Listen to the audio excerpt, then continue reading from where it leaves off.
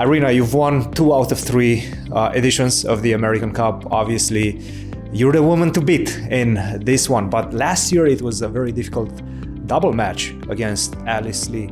How do you use that as a stepping stone to bounce back even stronger? Yeah. Last year was a really tough format where we were playing like 4-game matches. And yeah, I think just getting through to win the championship bracket, it took so much out of me, and like I was already so happy to do it that I kind of felt like the majority of the job was done. And I definitely, made a psychological mistake there in that match where I just felt like, okay, well, somehow I'm just gonna win and be the champion at that point, right? Because there's like, I would have to lose 2 matches not to do it. But yeah, I think there was a little bit of that relaxation, partly thinking the job was done and partly also just being kind of having given everything along the way. So it was a mixture of those 2 things.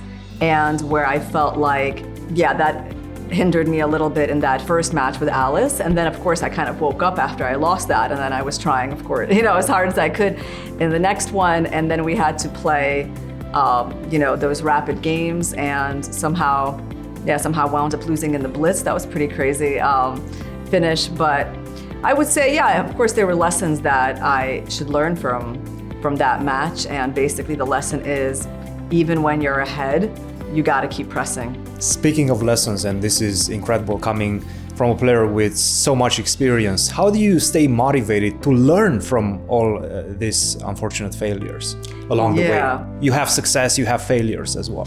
Yeah, well, I think first of all, motivation is a big thing in life and chess. I think just as a person, it's probably in my nature, is that I'm quite motivated to keep learning, right? It's not just from these tournaments, but just in life in general. I think that's my approach, and I try to learn a lot.